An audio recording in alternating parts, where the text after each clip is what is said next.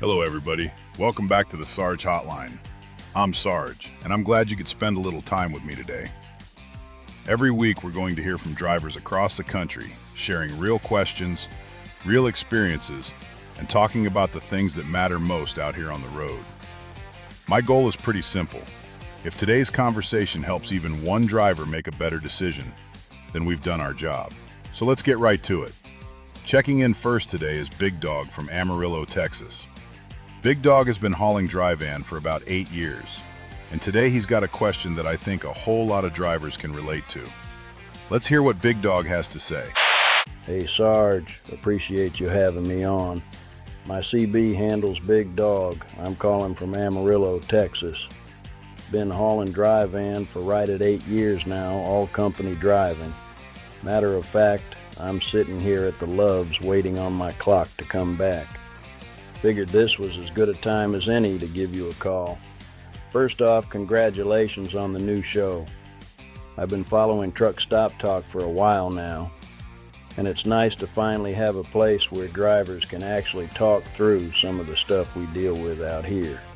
Now, I've got something that's been on my mind for a while. Seems like every time I'm looking around at different companies, recruiters are all over me at first. Phone calls, text messages, emails, they'll answer every question I've got. But then, if I tell them I need a couple days to think about it, or maybe I want to compare a few companies before making a decision, it's like they disappear. Sometimes I never hear another word from them. So I guess my question is, why do recruiters stop calling drivers? Is it something we're doing? Or is there more going on behind the scenes that most of us don't know about? I'd really like to hear your take on it. Well, Big Dog, first off, I appreciate you checking in, and that's a really good question. The short answer is, sometimes it is the recruiter, and sometimes it's the driver. Let me explain.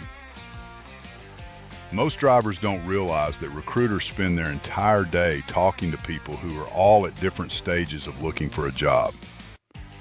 Some are just gathering information, some are ready to leave tomorrow, and some have already accepted another position before the recruiter ever calls them back.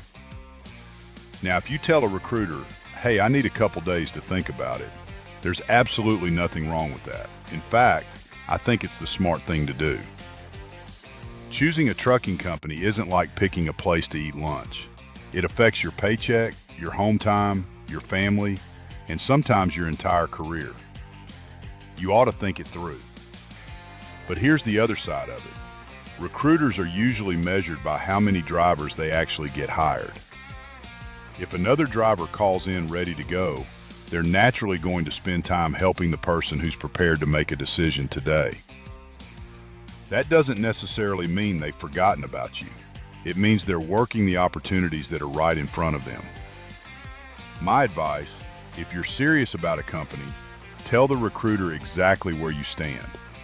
Say, I'm comparing a couple companies, but I'll have an answer for you Thursday afternoon. Now you've given them something concrete. Then, when Thursday comes, call them. Don't wait for them to call you. I can't tell you how many good opportunities stayed alive simply because a driver picked up the phone and followed through. Communication works both ways.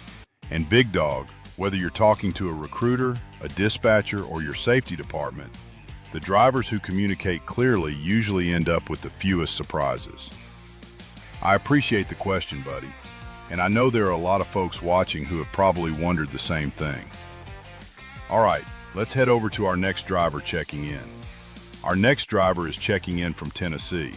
They call him Gear Jammer. He's been hauling flatbed for more than 20 years. And these days, he's running as an owner-operator. He's got a question about something every experienced driver has dealt with sooner or later. Let's hear what Gear Jammer has to say. Hey Sarge, appreciate you taking my call. They call me Gear Jammer. I'm checking in from Eastern Tennessee. I've been hauling flatbed a little over 20 years now, and I've been an owner-operator for the last 7. Right now, I'm sitting over here waiting on a steel load that'll probably be another 30 minutes. And you know how that usually goes.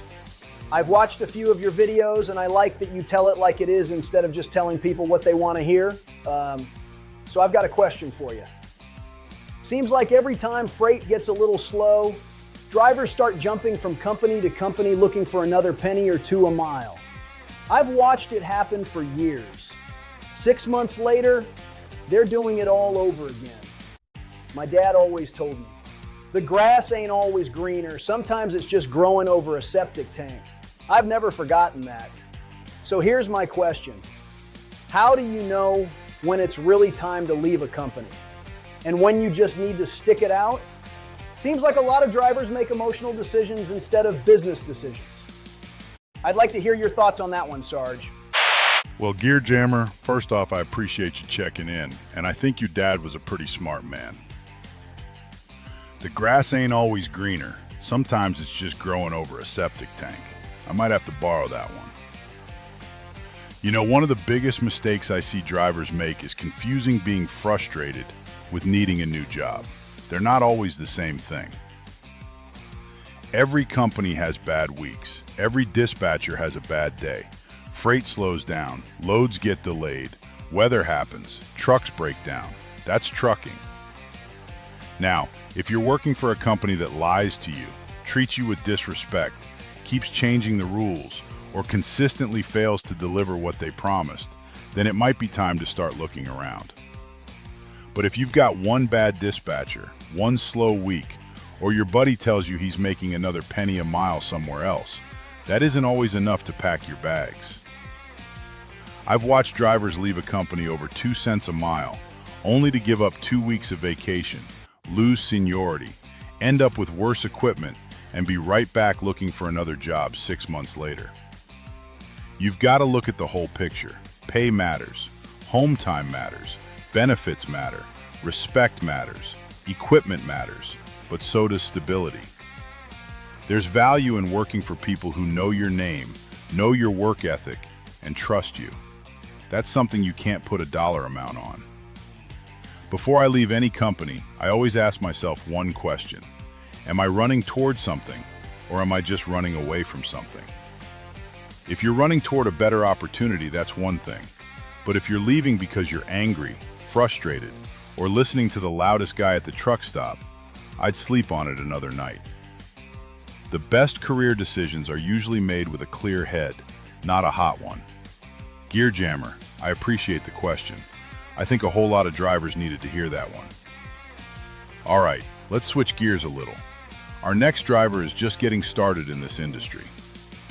Checking in from Little Rock, Arkansas, they call him Hammer Down. He's been driving about 4 months, and he's got a question that every new driver has probably asked themselves at one point or another. Let's hear what Hammer Down has to say. Hey Sarge, thanks for letting me be part of the show. My CB handle's Hammer Down. I'm checking in from Little Rock, Arkansas. I've only been driving about 4 months now, so I'm still pretty new to all of this. Right now I'm sitting at a receiver waiting to get unloaded. I figured I'd use the time to give you a shout. First off, I really appreciate what you're doing with this show. Most of us new drivers don't have somebody sitting in the passenger seat anymore telling us we're making the right decisions, or the wrong ones. Once training's over, you're pretty much out here figuring things out one day at a time. So here's something that's been bothering me. I hear drivers complaining all the time. They'll say their dispatcher doesn't know what they're doing. Their company doesn't care. The truck's a piece of junk, the loads are terrible, and it seems like everybody's always mad about something. But then I'll talk to another driver working for the exact same company, and they're perfectly happy. I guess what I'm trying to figure out is, how do you know when the problem is really the company, and when it's just a driver's attitude? I don't want to become one of those guys that's always complaining. I'd rather build a good career and keep learning. What do you think, Sarge? Hammer Down, first off, I appreciate you checking in. And let me tell you something. The fact that you're asking that question tells me you're already headed in the right direction. You know, I've been around this industry a long time, as a driver, in operations, in safety, and working with thousands of drivers over the years. One thing I've learned is this: trucking doesn't change people. it usually reveals who they already are. Every company has good days. Every company has bad days. Every dispatcher gets overwhelmed once in a while. Every driver has a load that goes sideways. That's just part of trucking. But attitude is something you take with you. I've seen drivers working for the same company, in the same terminal, hauling the same freight, and one of them thinks it's the best job they've ever had, while the other thinks it's the worst company in America. So what's the difference? Most of the time, it's perspective. Now, don't get me wrong. There are bad companies out there. There are bad dispatchers. There are bad managers. If somebody's treating you unfairly, lying to you, or putting your safety at risk, don't ignore it.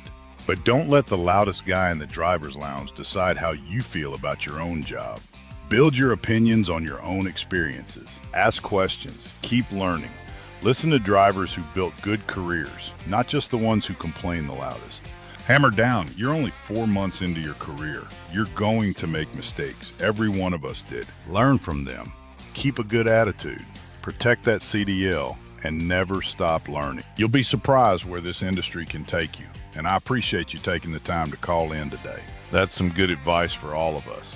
Well, that's going to wrap up another episode of the Sarge Hotline. I want to thank Big Dog, Gear Jammer, and Hammer Down for checking in and sharing their questions today. And I want to thank every one of you for spending a little time with me. If you enjoyed today's conversation, I'd appreciate it if you'd subscribe to the channel, leave a comment below, and let me know what topics you'd like us to cover in a future episode. If you've got a question of your own, drop it in the comments. You just might hear it discussed on a future episode of the Sarge Hotline. We'll be back next Thursday at 8 p.m. Central with more real questions, more real drivers, and more real talk. Until then, drive safe, make good decisions, and I'll see you at the next truck stop.